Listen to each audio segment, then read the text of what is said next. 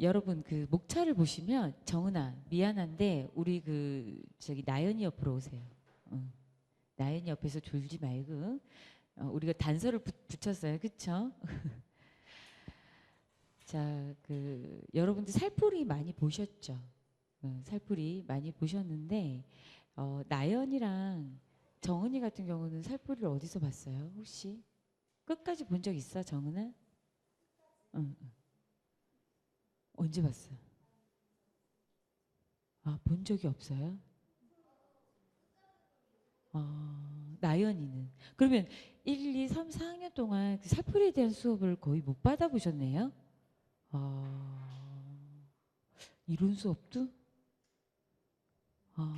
소연이는 살풀이 살풀이 지금 배우지 않니?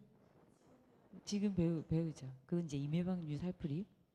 자, 그래서 오늘 조금 재밌을 거예요. 여기 보시면 그 살풀이에 대한 이제 이론적인 부분을 조금 도대체 이 살풀이를 옛날에는 어떻게 기록화가 됐나. 오늘에 있는 그 전통이 실질적으로는 오늘 갑자기 생겨서 전통이라는 이름 아래 가는 거는 아니에요.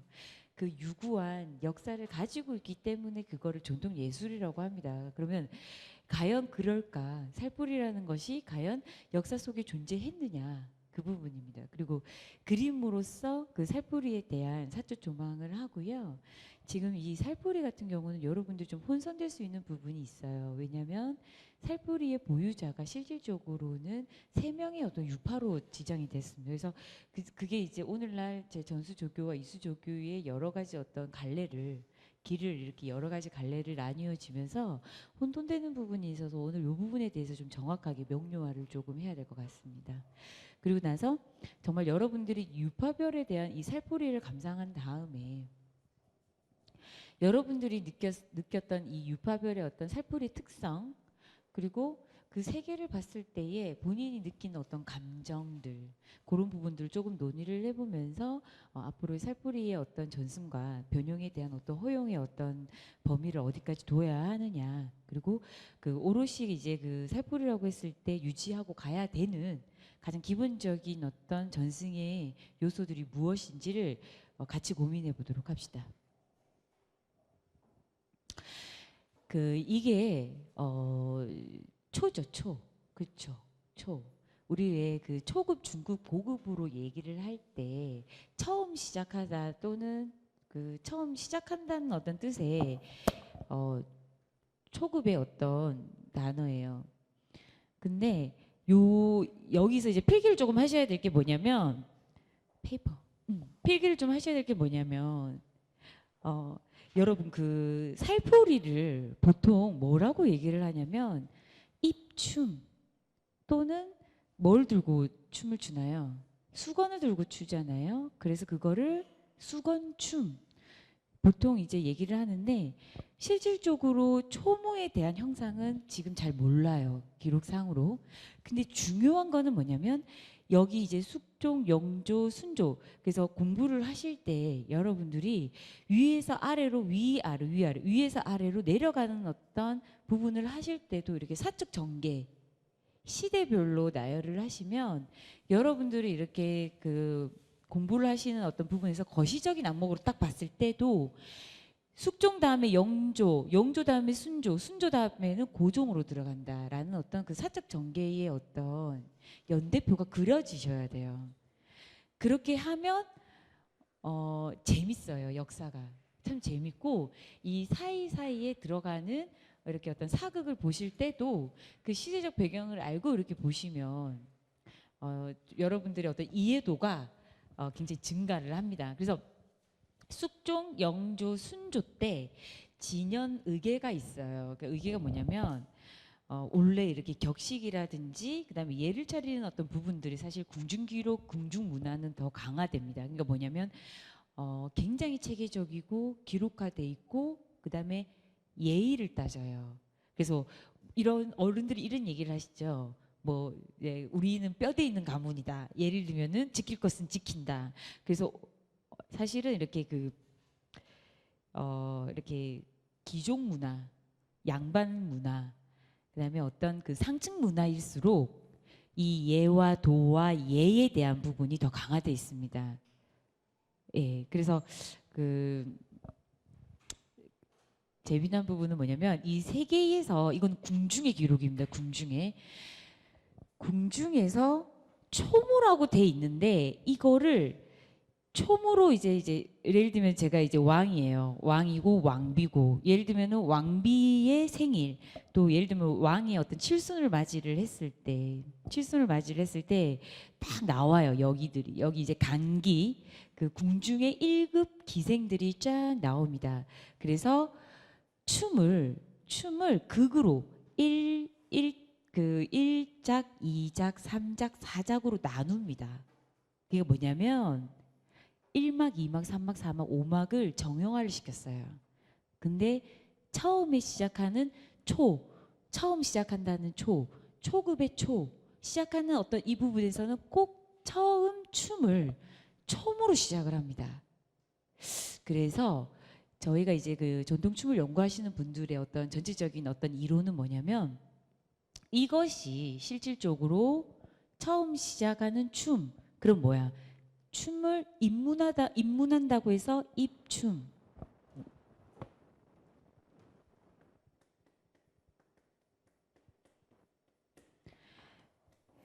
입춤이라고도 얘기를 하지만 또는 입구자를 씁니다. 그래서 뭐냐면 입구자를 써서 뭐냐면 처음 시작하는 춤, 처음 기본기를 다듬는 춤 또는 이제 춤을 추다가 보통 입춤을 보통 얘기를 할 때는 구음이 들어가는 노래를 같이 쓸 때가 있어요. 그래서 입구자를 써서 그 세 가지의 의미가 들어간다라는 거죠. 그러니까 처음 시작하는 춤, 그 다음에 춤을 내가 처음에 기본기에 그 도입한다는 내가 처음에 춤을 입문한다라는 입춤. 그다음에 입구자를 써서 구음과 같이 춤을 춘다라고 해서 입춤. 그래서 사실 입춤에 뭐냐? 수건만 들고 추는 춤이 사실은 살풀입니다. 그래서 여러 가지 어떤 이제 의견들도 있고 학계에서 여러 가지 어떤 그 분분하게 얘기는 하지만 전체적으로 본다면 사실은 지금 말했던 초무, 처음 시작하는 춤 또는 초보자들이 추는 춤, 그다음에 기본기를 다스린다. 내가 처음 춤을 입문한다라고 해서 이 초무.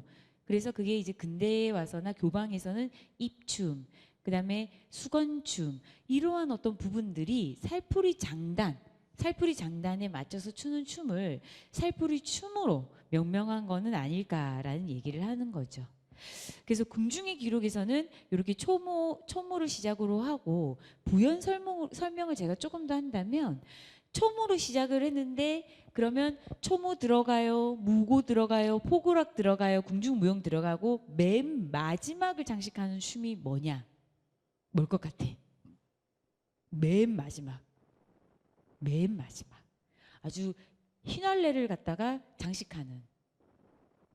그 다음에 궁중의 액을 없앤다는 의미의 처용무를 춥니다. 그래서 여기 세 개의 그 진년흑의 기록을 보면은 너무 신기한 게 처음엔 초무지만 맨 마지막 춤은 처용무로 매짐을 합니다.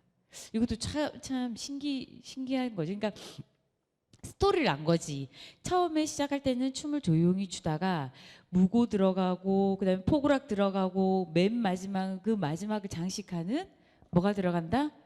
처용무가 들어갔다라는 거예요. 그래서 처용도 나중에 이제 이렇게 종목별로 들어가면 정말 할 얘기가 굉장히 많습니다. 자, 교방 기록은 선조와 헌종과 고종 때의 이 그 뭐라고 해야 되나 읍지 그러니까 그 마을의 기록을 담았던 읍지의 기록이 돼 있는데 처음 선조 때는 초무라는 것이 명기가 돼 있어요. 그리고 42년 66년도 때 이 입춤에 대한 부분을 초무를 입춤으로 번역을 해서 이렇게 입춤으로 한글로 명기를 번역을 한 건지 그거에 대한 어떤 원본을 조금 더 찾아봐야 됩니다. 하지만 중요한 거는 선조와 헌종과 고종 때의 이 교방 지역의 전통 춤을 예술을 가리키는 이 곳에 초무를 췄다라는 게 중요합니다. 자, 요거는 한번 읽어보겠습니다. 준비 여기서부터 시작. 너무 슬퍼. 자, 시작.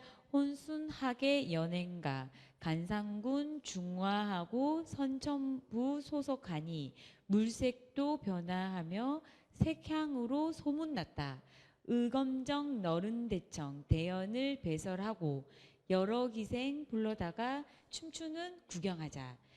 맵시 있는 입춤이며 시원하다 북춤이요 공교하다 포구락과 청량하다 배따라기 한가하다 헌반도요 우습도다 승무로다 지하자 한 소리로 모든 기생 병창한다.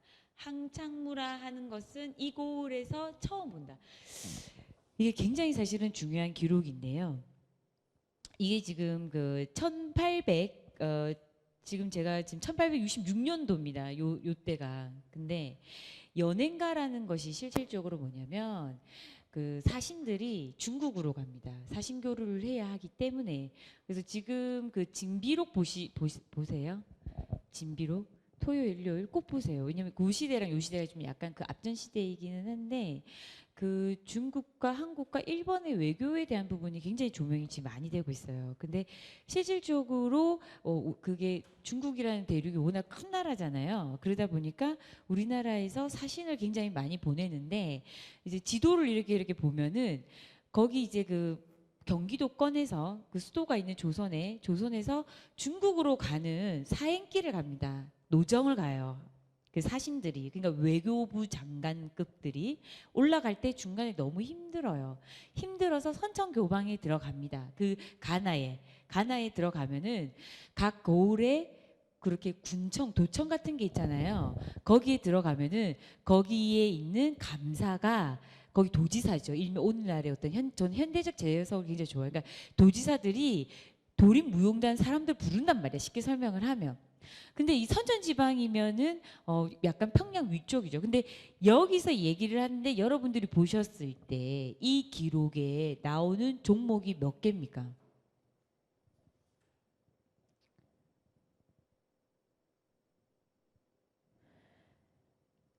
맵시 있는 입춤. 여기서도 사실은 입춤이 스타트를 열었어요. 그렇죠? 그다음에 시원하다 북춤. 그러니까는 북을 두드렸다는 거지. 굉장히 시원하게 무고.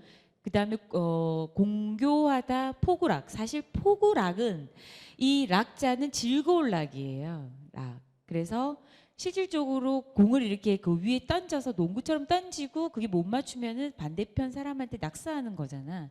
사실 이거 놀이에 가깝습니다. 그리고 배따라기는 뭘까? 배따라기. 선유락이에요. 선유락을 실질적으로는 지방에서는 이렇게 이름을 붙입니다. 배따라기. 그리고 지하자 한 소리로 모든 기생 병창 노래를 불렀다는 거예요. 병창. 그리고 그리고 여기서는 보세요.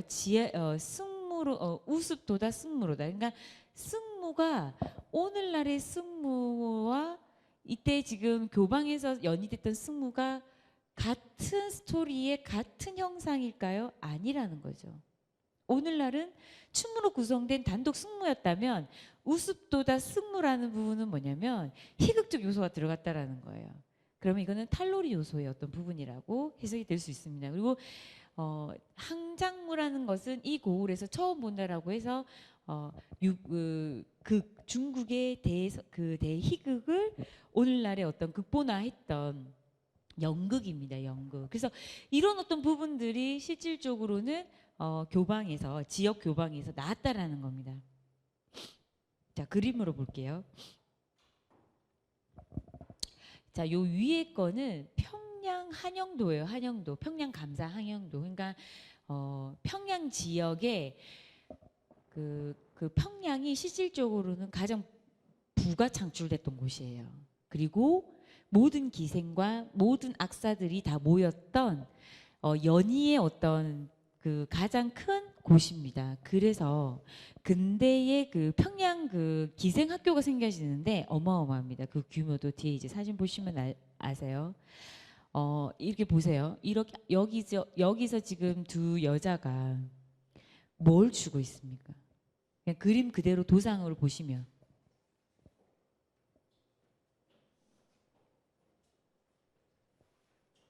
뭘 보고 있어요? 뭘 추고 있어? 상규야 뭐 추고 있어 그냥.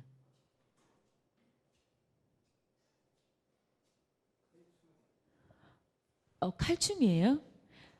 손에 든 게 이걸 칼이라고도 볼 수 있겠군. 잠깐만. 이러면 곤란한데? 이걸 이거를 잠깐만. 지금 요거죠, 요거. 요거를 칼로 볼 수도 있겠네요. 여기는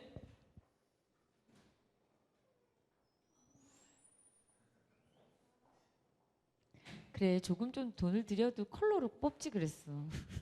컬러로 뽑았으면 이걸 칼이라고 얘기를 안 했을 텐데.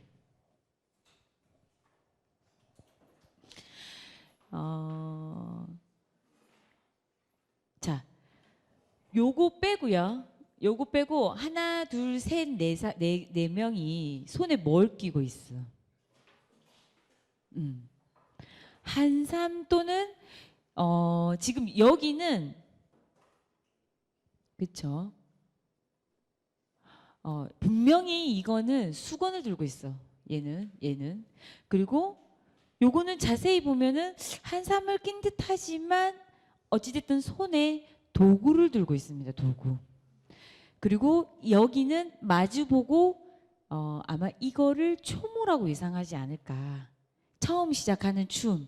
그러기 때문에 뒤에서 학춤 기다리고 있고 선유락, 요 배 있죠, 배.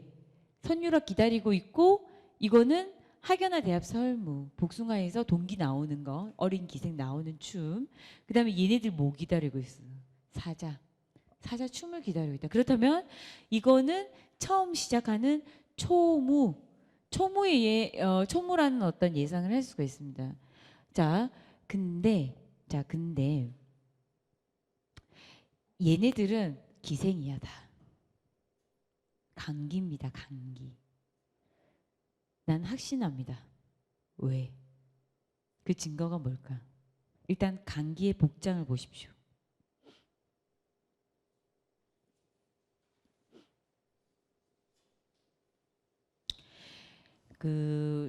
추정할 때 뭐냐면 얘네들이 지금 이렇게 약간 이런 동작을 지금 하고 있잖아요. 하고 있는데 머리에 뭘 썼어요? 머리에 가리마를 씁니다. 그래서 누구죠? 이영애 오나라 그거 할 때 이영애 은여로 나왔잖아요. 은여로 나왔는데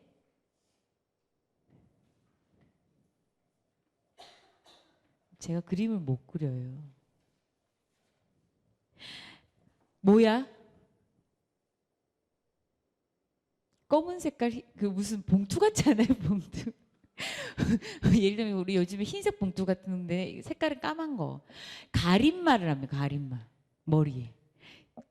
오나라 기억해봐 얘들아. 자꾸 생각해야 돼.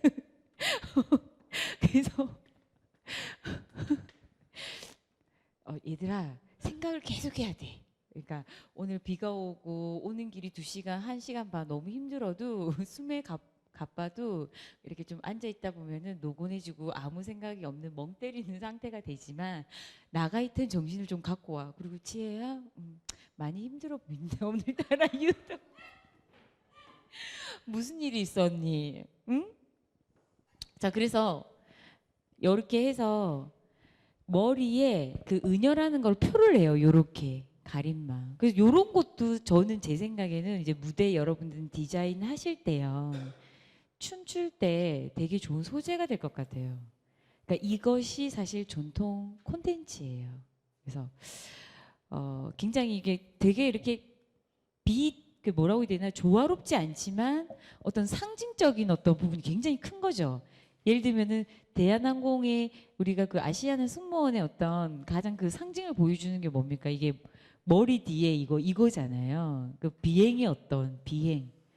굉장히 그 활주로를 달리는 비행기를 영상하는 어떤 굉장히 그 역동적이고 그런 거를 상승하는 느낌을 구현을 하듯이 마찬가지로 이 사람들도 머리에 가리마 큰 걸 하나를 붙이고 다닙니다. 그래서 이게 기록이 남아 있어요. 세식기에. 그래서 그 명칭이 가림마라고 하면, 그래서 요렇게 이해를 되면 여러분들이 실질적으로 그 이영애가 나왔던 사극을 볼 때도 이해가 굉장히 쉽죠. 아, 저기 가림마고 의녀들이 뭐 이렇게 의술도 하고 간호도 했지만 실질적으로 국연, 그 가장 큰 국가의 잔치 때는 다 모두 참여를 해서 춤도 추고 노래도 불렀다라는 걸 알 수 있습니다.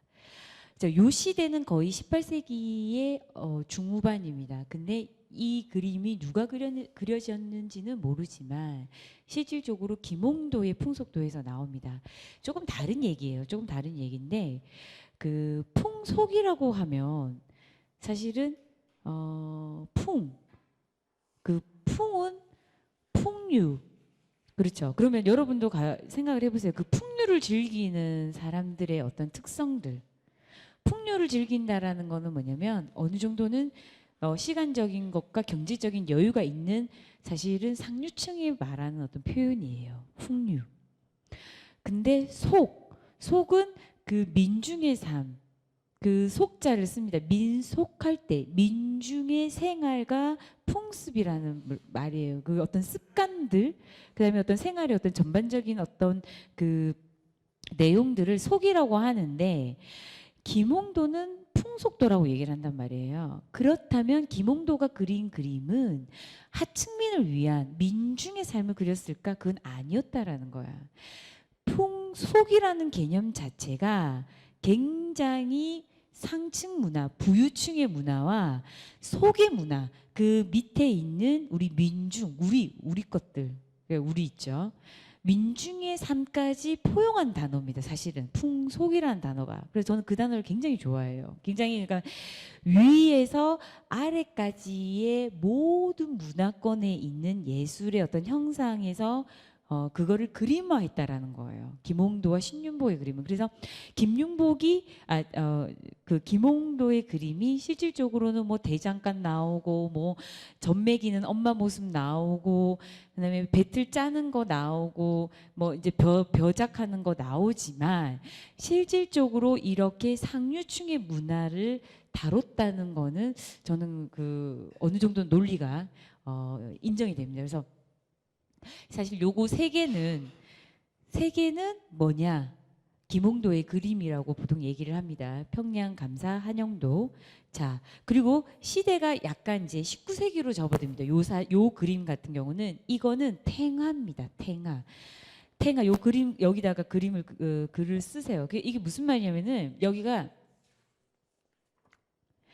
탱화라는 것은 불교에서 있었던 행사의 모든 부분들을 이제 그 그림화를 하는 것도 있지만, 실제로 탱화의 어떤 의미는 이게 1893년도에 감로왕로라는 그림인데, 이게 부분 그림이에요. 부분. 근데 탱화가 예를 들면 이렇게 전반적으로 요 위에 그림이 얘 면적만큼 더 있다고 생각을 할 때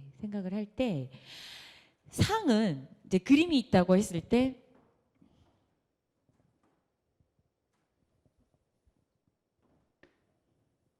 제가 언젠가는 꼭 탱화에 대한 어떤 춤 연구를 할 건데, 이름도 예쁘지 않아요? 탱화. 이쁘죠? 이게 그림이 상, 중, 하로 있을 때, 이거 여기는 지금 이상적 삶이라고 얘기를 합니다. 이상적 삶. 현실적 삶. 그리고 여기는 이상적인 삶에 대한 어떤 상중하로 그 전생, 그리고 지금, 그리고 앞으로 미래에 대한 그림을 합폭해서 다 그린 거예요. 자, 여기서 여러분들이 주목하셔야 될 부분은 누구냐면은 얘네들입니다. 여기 그림 밑에 있는 페이퍼 보세요. 얘네들. 춤추는 여자가 몇 명이에요? 앞부분에 2명인데, 이 여인들이 손에 뭘 들고 있어요? 또 마찬가지 수건을 들고 있습니다. 수건을. 근데 이 여자 둘이가 시선, 그 다음에 우리가 소도구를 다룰 때의 손의 동작, 그리고 각도. 그러니까 그건 프로페턴이죠. 프로페턴의 위치 어때요? 똑같죠? 똑같아요. 이거를 우리는 뭐라고 되냐면은 칼 같은 군무라고 얘기를 합니다. 줄 맞추고 시선 맞추고 그다음에 플로 패턴의 배치 맞추는 이 부분에 군무를 했다라는 거죠. 군무를. 자, 이게 무슨 말이냐면은 실질적으로 18, 19세기에 들어가면 지방 가나에 있는 우리 예능인들, 우리 여자로서의 그 무용하시는 사람들이 국가의 행사뿐만 아니라 지방에 있는 절의 행사 그리고 그다음에 그 마을 제사. 그러니까 쉽게 설명을 하면 이겁니다.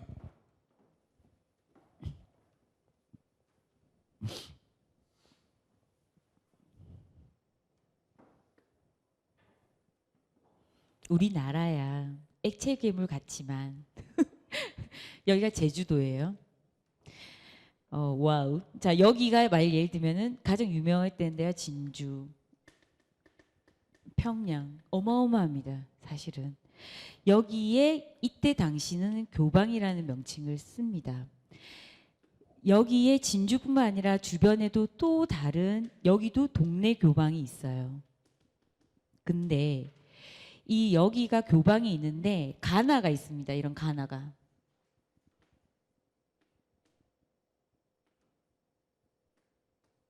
점점 의자가 돼가고 있네. 이게 가나인데.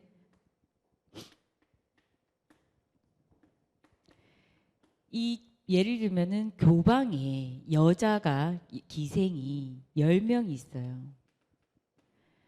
10명이 있는데 가나에서 얘네들을 관리합니다. 우리가 지금 하나, 둘, 셋, 넷, 다, 열, 구, 여덟, 아홉 명의 예술인을 관리를 해요. 자, 근데 조선 후기를 가면서 여민동락이라는 어떤 국가적인 표 같은 어떤 부분이 생겨요. 뭐냐면 너와 내가 하나에 어울려서 즐거움을 함께 하누다. 그러니까 뭐냐면 여민, 이게 궁중에서 군주가 얘기를 합니다. 그러니까 왕이 뭐라고 그러냐면은 왕이 민중의 삶을 아우르면서 같이 여민 어울려서 동락 즐거움을 함께 한다라는 어떤 여민동락의 어떤 국가적인 어떤 이념이 들어갑니다. 그래서 국가에서는 이제 그 각 고을에서는 어떤 행사들이 주로 많냐면 첫 번째 세시 행사를 합니다. 그러니까 이게 뭐냐면 설날, 추석, 그다음에 뭐 단오 쭉쭉 있죠. 요때에 어울려서 음식과 노래와 가무학을 합니다. 술을 마시고 음주 가무를. 자, 그다음에 동제가 있어요. 마을 제사를 지냅니다. 마을 제사를. 우리나라 우리 마을이 무탈하게 올 한 해 잘 지내게 해달라는 입춘구 탈놀이 같은 그게 굉장히 많이 하죠. 봄을 맞이하는 탈놀이 같은 경우를 많이 합니다. 자, 이때에 누가 등장하냐면 요때에 우리가 왜 국가 행사할 때 연설하고 그다음에 뭐 말을 하고 노래를 하는 거는 노래를 하더라도 가수를 불러야 됩니다. 그렇죠? 그러면 연희를 하려면 보고 즐겁고 이제 놀려면 제인들을 부릅니다. 제인들. 그렇죠? 그리고 굿을 하려고 하면 누구를 부르냐면은 무녀를 부릅니다. 무녀를. 그리고 가장 중요한 세신날에 백종날, 백중날 있습니다. 그게 뭐냐면 불교의 행사예요. 불교의 행사. 자, 그렇다면은 중이 나오겠죠. 그때 말했던 국중패들이 이 얘네들과 무엇을 가나에 있던 기본적인 예인들을 같이 어울리게 합니다. 얘네들이. 그래서 지금 이와 같은 그림들이 나타나게 돼 있어요. 그래서 이 18, 19세기에는 그 사신들을 위한 노정을 풀기 위한 연희뿐만 아니라 이렇게 그 절의 어떤 행사에 참여를 하고 또는 이거는 가나입니다. 제주도 가나예요. 1909년도쯤에 나타났던 그 그림인데 20세기 초반이면 초반. 얘네들이 기생의 춤을 가나에서 어울려서 추는데 이게 뭐냐면 입춘굿 달놀이의 기생의 춤이에요. 이제 여기다가 여러분들 쓰세요. 이게 단순한 기생의 춤이 아니라 입춘 봄을 맞이하는 가나에서 큰 행사를 하는데 입춘굿 달놀이라는 부분을 여기서 연희를 하고 그 5번째 가장에 들어가는 기생의 춤이 들어갔다라는 거예요. 자, 그래서 기생들은 제가 그때 얘기를 했다시피 일주일에 5일 또는 3일 정도는 트레이닝을 계속 받아요. 정말 전문 예능인으로서의 국립국악원 같은 또는 도립의 어떤 무용단들처럼 출석 체크 매일 합니다. 그리고 가장 명창들, 가장 그 예인들을 모시고 와서 도제식의 어떤 수업을 가르칩니다. 그게 뭐냐면 우리가 그때 봤던 항진이에서 나왔던 독이 있죠. 그 누구죠? 김영애였나요? 그 독이가 그렇게 트레이닝을 계속 시키는 거예요. 걔네들을. 그리고 국가의 행사가 있을 때 얘네들을 파견 보낸다라는 것이. 왜냐하면 국가의 녹을 얻어먹기 때문에. 이 사람들은 실질적으로는 예능인으로서의 공무원이에요. 공무원. 쉽게 설명을 하면. 그러면 공무원들이었기 때문에 국립국악원처럼 모든 국가 행사, 종묘제례가 됐던, 그 다음에 뭐 한글날이 됐던, 새신날이 됐던 국가의 행사를 위해서 참여를 하는 거죠. 그런 이해들이 굉장히 중요합니다. 근데 여기서 이렇게 수건을 들고 추는 춤이 있었다는 거야. 그리고 저희가 이제 처음에 그 춤은 과연 무엇인가라고 얘기를 했을 때 고구려 벽화에서도 이미 한삼을 낀 그걸 봤잖아요. 고구려 벽화에서 왜 그렇게 도구를 끼면서 춤을 추느냐. 이제 그 부분도 이제 살풀이 감상하면서 여러분들이 아마 느껴보시길 바랍니다. 자, 그 이전 게 이제 근세입니다. 근세. 자, 요때의 그림은 뭐냐면 뭐라고 되냐면 1907년도입니다. 자, 여기 페이퍼를 보시면서 자, 한번 또 우리가 왜냐면 학교 와서 말하는 기회가 별로 없는 것 같아. 자, 크게 기생과 여기서부터 한번 읽어보세요. 준비 시작.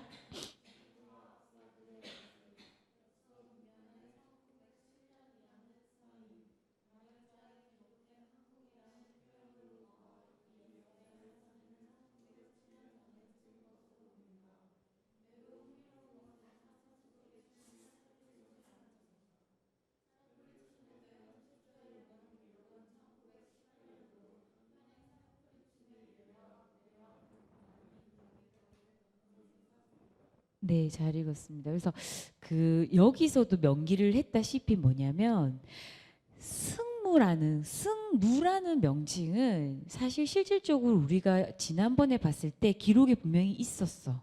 그렇죠? 교방가요에도 승무라고 돼 있고 그다음에 세식기에서도 승무라는 명칭이 있었어요. 근데 살포리 춤이라는 명칭은 사실은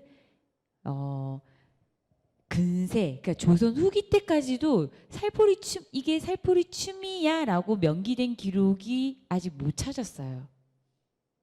그래서 수건을 들고 추는 춤, 처음 시작하는 입춤, 그 다음에 제일 일작 처음에 어떤 오프닝에서의 어떤 초모라는 어떤 수건을 들고 이렇게 너플너플 추는 춤을 계속 이렇게 들고 추다가 그렇잖아요. 우리 왜 맨손으로 추는 것보다 도구 하나 딱 들고 추는 게 굉장히 힘들어요. 예를 들면은 발레에서 뭐라고 그러죠? 부채 딱 들고 에스메라다? 그거 부채 딱 들고 하잖아요. 이렇게. 그 탬버린 부채 들고는 뭐지? 돈키호텔인가? 키틀인가요? 탬버린을 치고 이게 발을 갖다가 탬버린에 뚝뚝 쳐야 되잖아. 요거 아니에요? 빠밤 이거 좀. 얼마나 힘들어 얼마나. 근데 맨손으로 추는 것도 힘든데 거기다가 천을 들고 춘다? 그거는 기생의 어떤 기생들, 그러니까는 강기들의 전문적인 춤 트레이닝이 없으면 절대로 안 됩니다. 그리고 아까도 그 전에 그 동작도 그렇지만 똑같은 시선을 그렇잖아. 왜 우리 칼 맞춤이라고 그러죠. 칼 맞춤. 똑같은 위치에서 똑같은 시선으로 똑같은 각도로 쳐라. 그거 정말 힘든 지령입니다. 예를 들면 안무자가 자 김윤지 A와 뭐 저기 나연이 B는 저 사선 자 45도 자 그러면서 저 멀리 던져 이렇게 얘기를 했을 때 그 시선과 그다음에 손끝과 그다음에 이 굴신의 이 어떤 정도를 맞춘다는 거는 어마어마합니다. 정말 대단한 거죠. 그거는 오랫동안 같은 호흡으로서 연습하지 않으면 절대로 힘든 거죠. 그래서 호흡을 맞추라는 얘기를 그 의미죠. 자, 여기 이제 본론으로 들어가면은 이거는 엽서예요, 엽서. 자, 지금까지는 글로 쓴 기록을 보셨죠. 그다음에 그 어떤 이렇게 보여지는 어떤 부분들을 현상화한 그림을 봤어요. 그죠? 사실 그게 오리지널일까라는 의문 들지 않습니까? 왜냐하면 그거는 내가 기록하기에 나름이다. 나는 이걸 입춤이라고 할 수 있지만 다른 사람은 그거를 맨손 또는 초무 또는 입구자를 서서 그냥 구춤이라고도 얘기를 할 수 있든지 되게 다양해요. 그러니까 뭐냐면 똑같은 상황을 보고 굉장히 다른 해석을 한다는 거야. 그리고 다른 해석까지는 좋은데 다르게 기록한다라는 것이 굉장히 어떤 다의적인 어떤 요소들을 남깁니다. 사실은. 그래서 기록은 또 이런 게 있죠. 승자의 어떤 기록이다라고 하듯이 사실 어떤 모습을 글로 남긴다는 것만큼 사실은 추상적인 거는 없습니다. 그리고 그거를 100% 맞다라고 얘기하기도 조금은 좀 단호한 것 같습니다. 근데 이거는 엽서예요. 무슨 엽서냐면 사진 엽서예요. 그때 그 당시에 오리지널을 찍었는데 정말 사실 오늘날의 살풀이를 얘네들이 추는 거랑은 다르죠. 왜냐하면 오늘날의 살풀이는 천이 하나죠. 그렇죠. 그리고 얘네들은 짧은 선을 이렇게 양쪽에다 들고 하는 쉽게 말하면 한삼의 어떤 방향이었다면은 사실 이거는 오늘날의 전통 예술로 끌고 오고 있는 살풀이와 굉장히 유사합니다. 그리고 왜 내가 유사하냐고 얘기를 하냐면 의상도 뭐 물론 그냥 이제 편안한 한복이라서 그런 것도 있지만 지금 이 동작 자체가 있잖아요. 여기서 한쪽에서 요 위로 올라가는 요 동작의 어떤 느낌들의 모습들이 그 감정들이 굉장히 오늘날 살풀이랑 비슷하다라는 거죠. 자, 이게 뭐냐면 심미적인 그걸 뭐라 얘기를 하냐면 심미적인 어떤 지금 그러니까 뭐라고 딱히 말할 수는 없지만 오늘날의 살풀이를 감상했을 때의 그 느낌과 이 사진을 봤을 때 이 기생의 여자가 이렇게 뿌리면서 수건을 이렇게 하면서 이렇게 나가는 어떤 느낌의 그 감정이 굉장히 유사하다라는 거예요. 유사하다는 거. 그거는 이제 그 심미적인 감동입니다. 그래서 그 이전의 기록들 조선 후기까지 살풀이 춤이라고 명기된 기록이 없었는데 그리고 1918년으로 사실은 부민관이라든지 그 연행을 해요. 근대에 그때 팜플렛에 살풀이 춤이라고는 돼 있지만 그 기록을 우리는 1918년으로 알고 있었단 말이야. 1918년. 근데 이 오리지널 사진 엽서를 보니 여기에 살풀이 춤이라고 돼 있는 걸 보니까 어쩌면 이 단어의 사용을 조금 더 1918년 이전에 할 수도 있겠구나라는 추측이 가능하다는 거죠. 추측이. 그래서 선중입니다. 그래서 배 안에서 무도라고 하고 또 얘기가 또 딴 데로 잠깐 가면 무도가 뭡니까? 무도.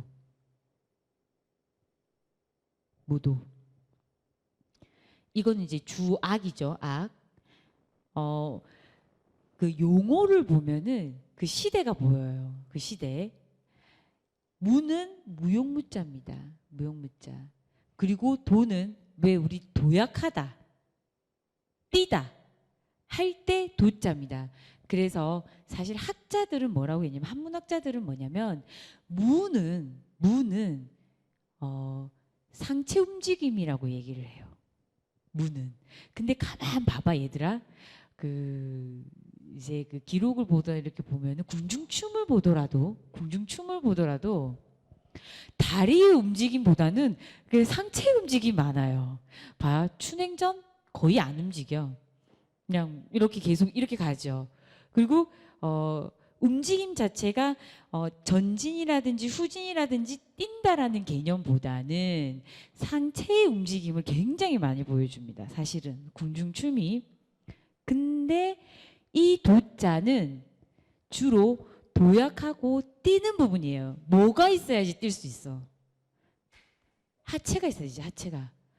그래서 상과 하의 의미로 무도가 맞다고 얘기를 하세요. 사실은 무도가. 그리고 무도가 맞기 때문에 이 명칭 자체를 무도라고 명칭을 한 거예요. 이 다리의 움직임, 상체의 움직임이 같이 간다라는 뜻인 거죠. 그리고 이 무도라는 어떤 중간적인 개념을 사용하다가 그다음에 근대 교육이 들어가면서부터 무용이라는 글자를 쓰게 됐다는 거죠. 네, 잘 알아두시면 되게 좋죠. 그러니까 사적 용어에 대한 정리가 이렇게 된다는 겁니다.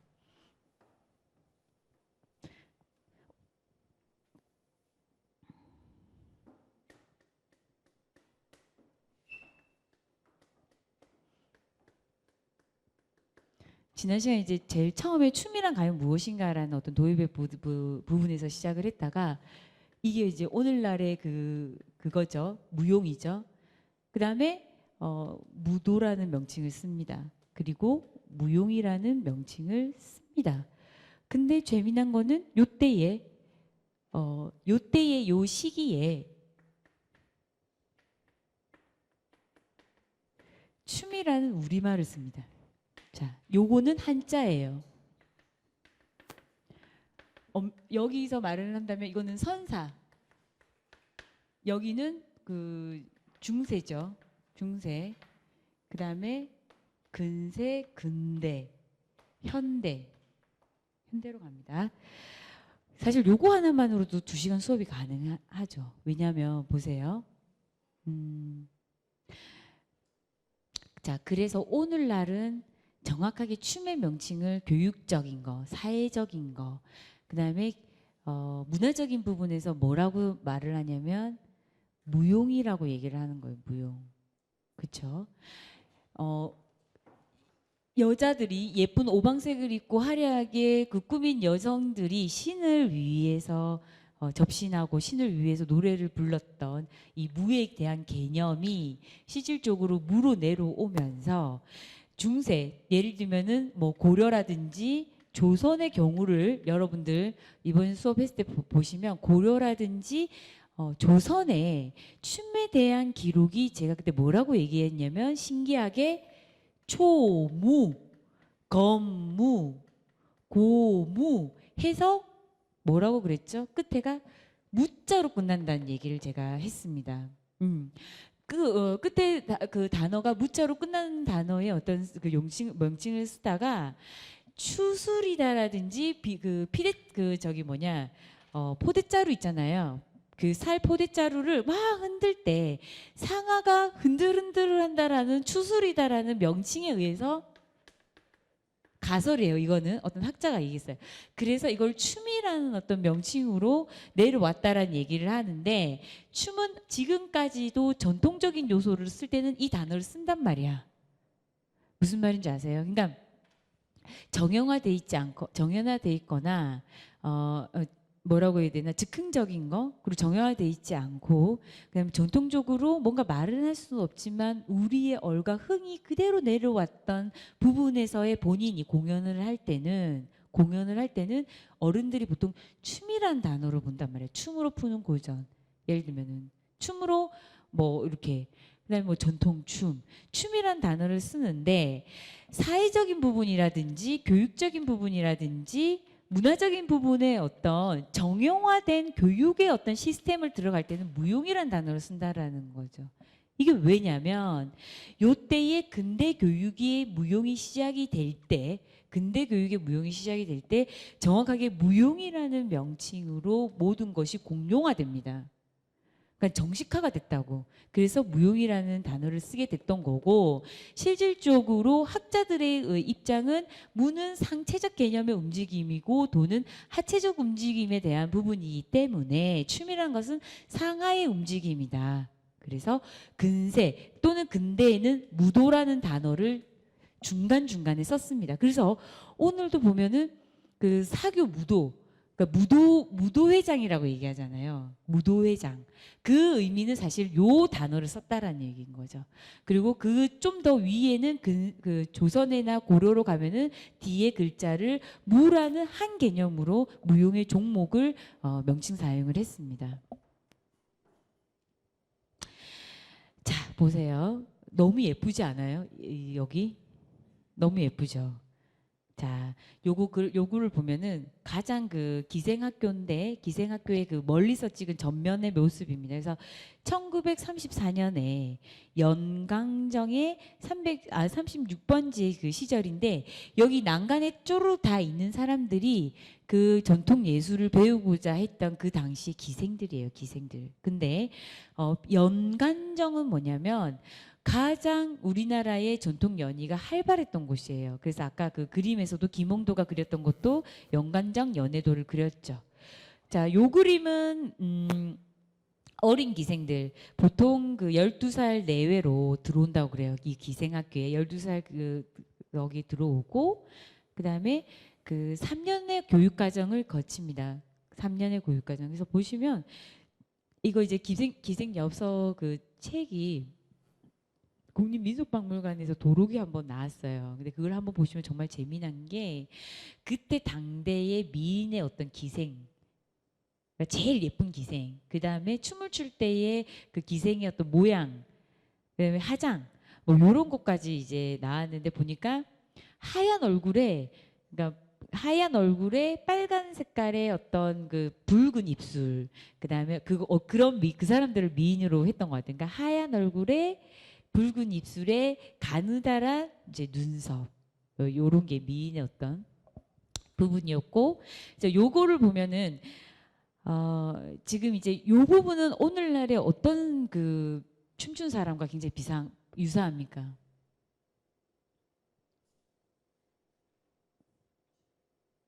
그렇죠. 궁중이에요, 궁중. 춘행무의 복장이라든지 간인 정목단이라든지 박정무라든지 해서 굉장히 그 궁중의 춤입니다. 궁중의 춤. 그러면 또 하나의 어떤 가설이 또 정리가 됐죠. 실질적으로 이렇게 있는 근데 얘는 어느 쪽 애냐면 여기 한자를 이렇게 보면 한남 건번이에요. 한남건번. 그러니까 한남에 있는 건번의 간기가 공연이 끝난 다음에 찍은 사진입니다. 그래서 요 복장을 그 기생엽서에는 뭐라고 했냐면 궁중무용을 추고 난 후에 한남건번의 기생의 모습이다라고 기록이 돼 있습니다. 자, 또 마찬가지야. 요 시대의 교방, 건번. 제가 아까 이제 교방과 건번을 혼용을 했던 거는 뭐냐면 사실 교방이라는 거는 조선과 고려 때부터 내려왔던 전통 예능의 창작 그 기간이라고 하면 교습 가리키는 곳 이게 이제 그 근대로 내려오면서 건번이라는 걸로 명칭이 바뀝니다. 그러니까 그러니까 건번의 어떤 그 사적 원류는 사실 교방인 거죠. 그래서 요런 어떤 흐름들만 알아도 여러분들이 무용사를 이해를 하는 데는 굉장히 혼선 없이 조금 그 큰 효과를 볼 거라고 저는 생각을 합니다. 조금 본론에 가깝죠. 자, 그래서 오늘날에 이런 어떤 분명히 살풀이는 있었다라는 거지. 분명히 살풀이는 이제 1600부터 시작을 해서 교방과 궁중에 시작이 됐었는데 이게 오늘날에 와서 세 가지 유파로 나뉘어집니다. 세 개의 유파로. 그래서 한영순류, 이매망류, 김숙자류인데 그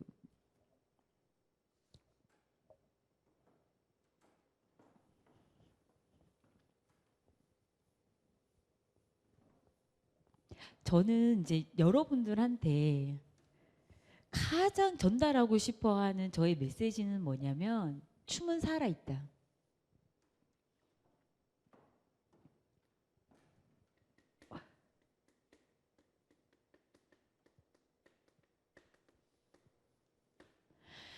자, 오늘은 사실 테마가 살풀이에요. 살풀이.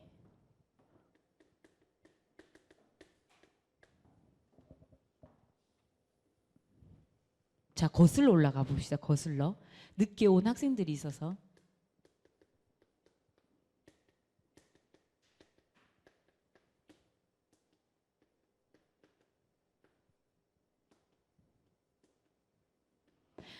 그 공부를 할 때 이렇게 쫙 연대표처럼 사적 그 시기를 쫙 나열을 하면은 굉장히 빨리 이해가 됩니다. 오늘의 테마는 살풀이인데 처음에 16, 17세기에 궁중과 교방에 뭐라고 돼 있냐면 초무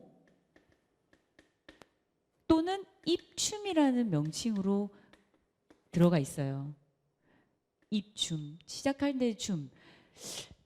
근데 뭔가 분명하진 않지만 처음 시작하는 춤 또는 처음 내가 춤을 입문한다라고 해서 입춤이 분명히 있었는데 1809년도에 도상을 보니 그림을 보니 양손에 그 수건을 들고 누가 강기들이 춤을 추고 있었다라는 거예요. 이게 기록이 계속 나와요. 계속. 이렇게 그냥 추는 춤보다는 수건을 들고 추는 춤이 그 어떤 그 수건의 동선이 나타났기 때문에 극적 효과가 있었겠죠. 극적 효과. 그래서 18, 19세기에 계속 나타납니다. 하지만 살풀이라는 명칭 자체는 쓰지 않았다라는 거예요. 근데 1907년 또는 아까 그 그림에서 말했던 대로 1907년 또는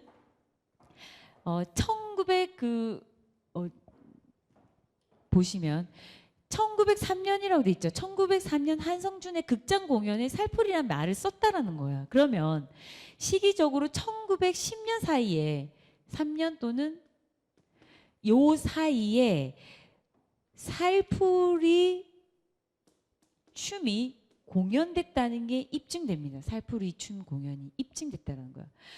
그리고 여기서 이제 이렇게 사적 전개를 쭉 해보면 살풀이 춤이 돼 있고 이 살풀이라는 명칭은 실질적으로 어디서 나왔냐라는 거죠. 살풀이라는 게 어른들이 그러잖아요. 살풀이 하면 야 어른들도 많이 써. 살풀이 해야지 살풀이. 살을 푼다. 애군을 푼다라는 거야. 살을 풀어야 된다는 거지. 그 살자는 살기살자예요. 굉장히 부정적인 의미입니다. 그거를 풀어야 된다는 얘기입니다. 그거는 무속이라는 거예요. 무속 장단에서 나왔다는 거예요. 그러니까는 굿할 때에 나오는 살풀이인데 이걸 또 어떻게 해석하냐면 무속의 장단 중에 여러 가지 장단이 적혀 있어요. 뭐 터불림 있고 터불림이 뭐야? 태평무에서 나오죠. 쩍쩍쩍 있는데 여기서 신하위라는 장단 하나가 있어요. 예를 들면은 신하위라는 장단을 플러스 수건을 들고 추는 춤 자체의 명칭을 살풀이라고 한다라는 거지. 그래서 엄밀히 말을 하면 반면에 승무는 사실은 18, 19세기 그 조선에 분명히 승무라고 명기가 돼 있었어요. 세식기에든 교방가요의 승무 정말 딱 거짓말 아니라 승무 돼 있단 말이야. 근데 살풀이는 요까지는 그 부분에 대한 거를 추측만 했다고. 추측만. 어떻게? 수건 들고 추는 춤. 예를 들면 처음 시작하는 맨손 춤. 거기서부터 시작이 돼서 수건만 들고 하는 춤. 근데 20세기 들어와서는 이 부분에 대한 부분이 명명됐다라는 거죠. 그리고 나서 이게 세 개의 유파로 나뉘어집니다. 이게 1990년도의 일입니다. 그래서 이걸 보시면 한성준 선생님이 승무 살풀이 한영순류, 이배방류, 김숙자류로 세 개가 나뉘어졌다라고 오늘날의 어떤 모습으로 가고 있습니다. 그래서 그 한영순육 같은 경우에는 그 태평모와 항모와 승모를 할아버지죠. 조부한테 배웁니다. 그래서 1967년도에 승모를 먼저 보유자로 지정이 되고 항모를 보유자로 지정이 됩니다. 그래서 저는 이제 그 춤에 대한 이해도 중요하지만 이 사람의 삶에 대한 이해도 정말 중요하다고 생각해요. 무용 공부를 할 때. 그래서 한영순 선생님은 요런 그 1989년도 때, 근데 다른 분들은 1991년도, 90년도 때 살포리 보유자가 됐지만 아쉽게도 보유자는 못 되셨죠. 요걸 보시면. 자, 그래서 자, 지금부터는 저기 하나씩 여러분들이 그거를 한번 한번 감상해 보도록 할게요. 짧게.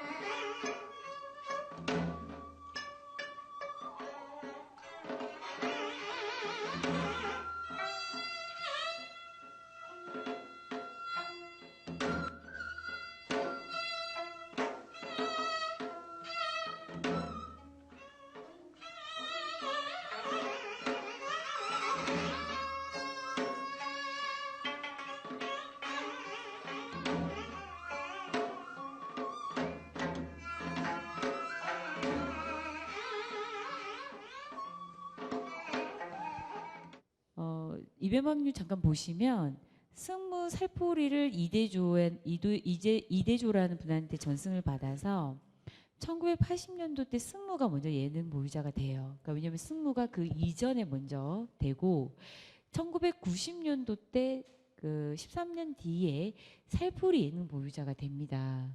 그래서 어떻게 보면은 이배망 선생님 같은 경우에는 지금 주요 그 무용문화재에 그래도 두 개의 종목을 갖고 있는 그 예능 보유자이시죠. 그래서 좀 더 오래 사셔야 될 텐데 열심히 그죠? 봅니다. 이거는 이제 이회방 선생님 1950년도 때 최고의 전성기입니다. 이때가.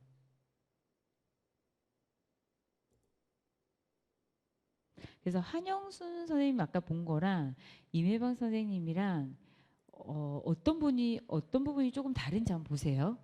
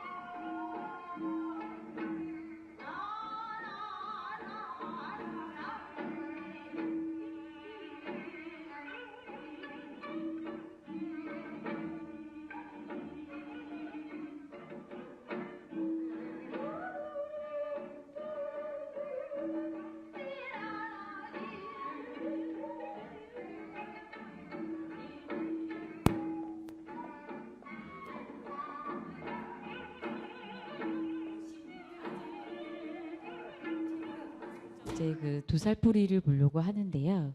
도살풀이는 달라요. 또 기본적인 그 살풀이랑. 근데 이제 요거에 대한 어떤 유래는 실질적으로 연기는 경기도 당굿에서 나왔다고 얘기를 해요. 그래서 임혜방 선생님 유의 살풀이는 이게 굉장히 그 어디서 이게 유래가 됐냐라고 했을 때 지전에 그 굿에서 나오는 그 지전에 그 이 이제 살풀이 춤에 대한 부분이 있다라고도 얘기는 하기도 하고 또 마찬가지로 김수자 도살풀이 같은 경우는 굉장히 긴 천을 예를 들면 이제 그 구눈거리라고 해야 되나 거기서 이제 자르는 장면들이 이렇게 있어요. 이렇게 굿을 이렇게 구경을 하시다 보면 그게 이제 전승 그 죽은 사람과 산 사람을 연결시키는 그 큰 흰색 천을 이제 막 중간에 이렇게 잘라가거나 배를 동동 띄운다라든지 그런 극적인 요소들이 있는데 그 천에 대한 어떤 부분에서 영감을 얻었다라는 얘기도 있습니다. 근데 분명한 것은 김수자류의 어떤 도살풀이는 실질적으로 그 굿의 어떤 영향을 다른 어떤 춤들에 비해서 많이 받았다고 생각하시면 됩니다. 제자리에서 고개를 들다가 약간 떨어뜨리는 장면이에요.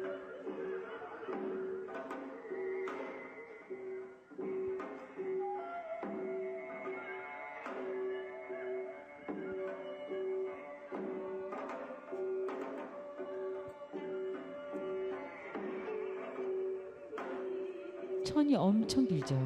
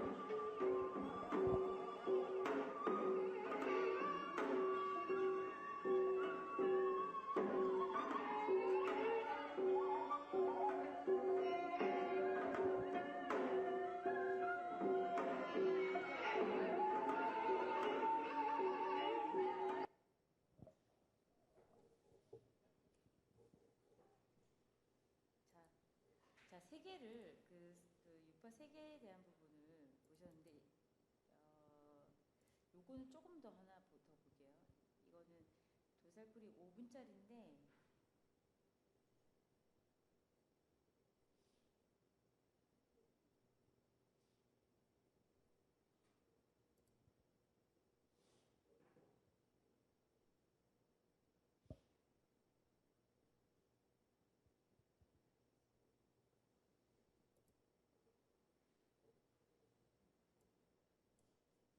요거 이제 전수 조교죠, 이분이.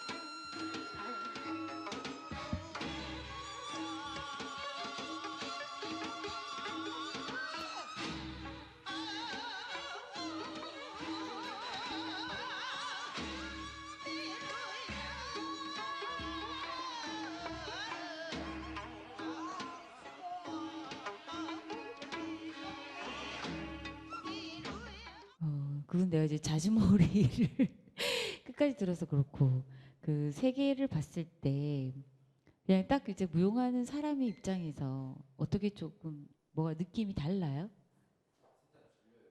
그쵸? 그렇죠. 살풀이 좀 졸려요. 그리고 또 잘하는 거냐고? 잘하니까 보유자가 됐겠지. 또 음, 음. 그거는 보는 사람에 따라 상대적인 거기 때문에 은호는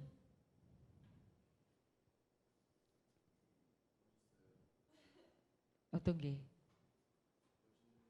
어디가 제일 멋있어?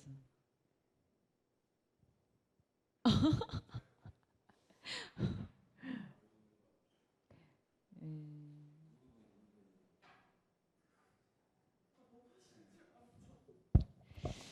그 세계가 좀 다르죠. 그렇죠. 혜정이 어떻게 달라? 그치. 길이가 다르니까 어때요? 느낌이 다르지. 사선으로 우리 상규 한마디 하고 가야지 오늘. 이제 끝낼 거야 내가. 차이점.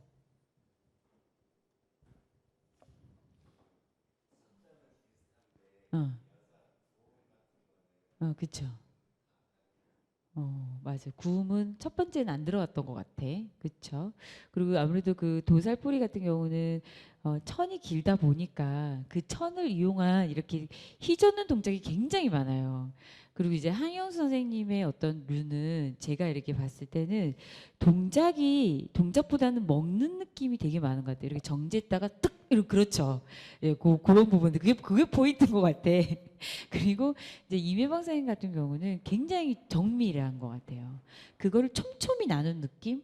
그 동작들을 그래서 그 세 개의 어떤 묘미들이 분명히 이제 다릅니다. 그래서 그거를 이 춤들이 갖고 있는 명칭은 같아도 그거에 대한 유파가 틀리기 때문에 이 부분에 대해서는 전수조교랑 그런 부분들이 지금 다르게 움직이고 있어요. 그러니까 그런 어떤 상황들은 현재적 상황은 잘 이해를 되셔야 된다. 그게 무슨 말이냐면은 여기는 지금 한영순 유 쪽에 있는 살포리는 사실 임혜방 선생님의 어떤 그 이수자와 같이 이수자가 나가는 부분이고 여기서 보시면 지금 전수조교 같은 경우에는 이렇게 한 분, 두 분, 세 분이 살포리에 전수조교가 있다라는 겁니다. 요 사람이. 그다음 돌살포리 같은 경우는 보유자가 지금 안 계세요. 이제 안 계시고 지금 두 분이 전수조교로 활동하고 계십니다. 이런 정도의 상황들은 좀 이해를 하셔야 될 것 같고, 자, 총정리.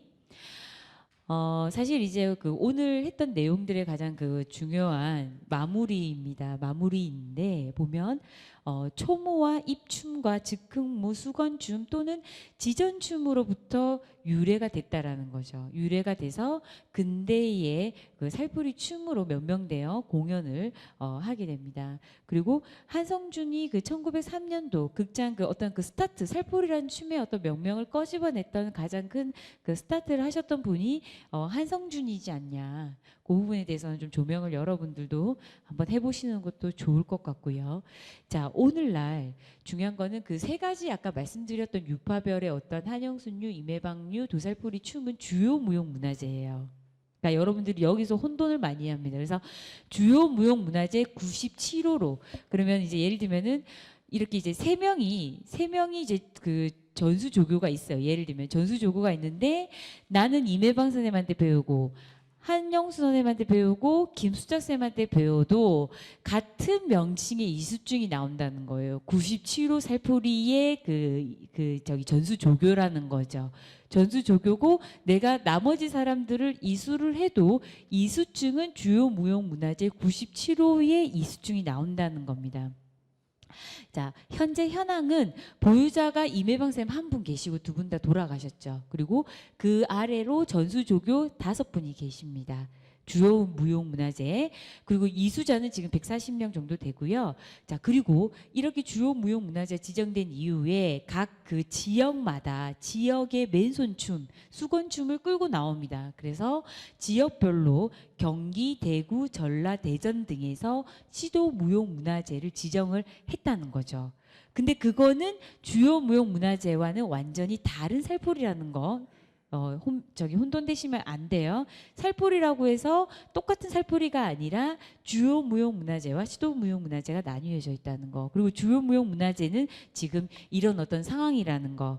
자, 동작적으로 봅니다. 그래서 한영순 유의 어떤 주요 동작들을 보면은 굉장히 동작이 좀 큰 것 같아요. 그리고 중간에 먹는 동작들이 굉장히 많습니다.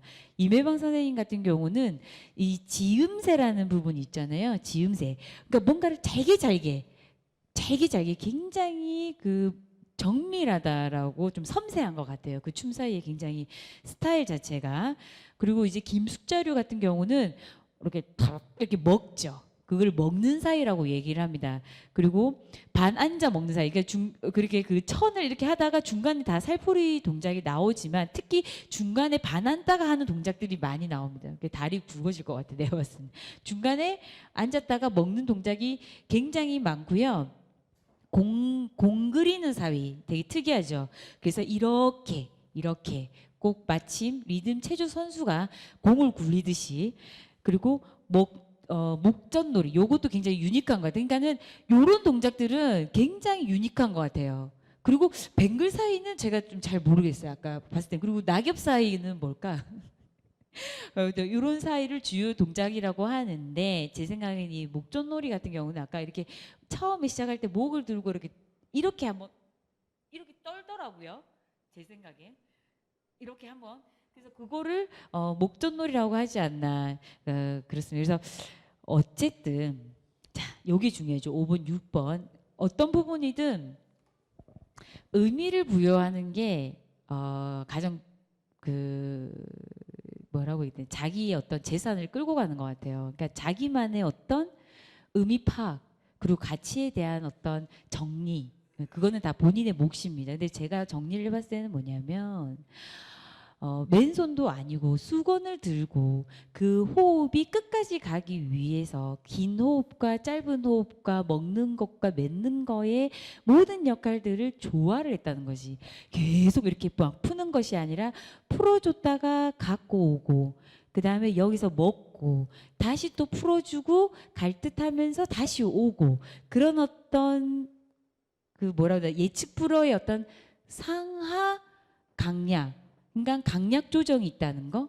강약 조정이 있다는. 그러니까 뭐냐면 여러분들이 이제 작품 만들 때도 기승전결이 있듯이 모든 거는 리드미컬이라는 거는 어떤 부분이냐면 강약 조절이 있기 때문에 세게 펑치다가 살짝 치고 그다음에 확 풀어줬다가 다시 갖고 오는 주거니 받거니 강약, 그다음에 정과 중의 어떤 그 왔다 갔다 하는 조화의 어떤 부분에서 사람들은 사실은 감동이 있다라는 거죠. 그리고 주고 받거니와 어떤 연속적인 어떤 부분들 또는 비연속적인 부분에서의 나타나는 어떤 리드미컬한 어떤 그 뭐라 해야 되나, 리듬을 탄다라고 하죠. 그래서 저는 제가 이제 생각했을 때의 어떤 살포리는 우리 이제 인간이 무용 예술을 만듦으로 인해서 갑자기 어지러워. 그러니까 우리 인간이 처음에 본능적인 움직임에서 춤의 시작을 했다면 자, 여기서 중요한 것 같아요. 처음에 우리가 그 춤을 왜 추냐, 춤이 무엇이냐라고 처음 접근을 했을 때 본능적인 움직임이라고 얘기를 했어요. 먹고 싸고 놀기 위한 어떤 움직임에서 시작을 해서 이제는 누군가에게 보여주는 춤으로 갔던 기점이 살풀이지 않냐. 그러니까 공연의 어떤 요소로서 뭔가를 보여주기 위해서 좀 더 그 극대화하는 내 호흡을 어떤 도구로 인해서 그걸 표현하고자 하는, 그리고 중요한 거는 공연의 요소로서의 가장 오래된 춤이 살풀이이지 않나. 사실 그 생각은 해봐요. 왜냐하면 우리가 고구려 벽화에서 긴 손에 도구를 낀 한삼의 어떤 역할을 보면서 그거는 인류 최초, 우리 한국 최초의 가장 무용 공연 예술이라는, 그러니까 무용과 공연 예술로서의 무용은 또 다릅니다. 공연 예술이라는 건 뭐냐면 보는 사람 그리고 하는 사람, 무대, 관객, 의식적인 어떤 규범화가 정해져 있다라는 거예요. 공연이라는 거는 의도성이 있다라는 거죠. 그래서 공연 보러 간다라고 얘기를 할 때 몇 시, 장소, 누구 공연을 보는지에 대한 정형화, 형식화가 돼 있다는 거예요. 그거는 공연한 거야, 공연화. 그냥 내가 움직임에 춤추는 무용홀에서 하는 건 그냥 무용이에요. 음악에 맞춰서. 근데 살풀이의 영역은 뭐냐면 내 춤의 움직임을 극대화하기 위한 도구가 수건이었다는 거지, 수건. 근데 수건을 통해서 보여주기 위했다는, 왜 그렇게 했냐. 공연 예술로서의 어떤 발전의 모습을 보여줬다라는 거죠. 살풀이를 통해서. 그래서 전중동의 가장 그 극치미, 그리고 수건을 통한 어떤 표현의 어떤 그 극치미를 가지고 있는 춤이 그 살풀이이지 않냐라는 이제 생각을 해봅니다.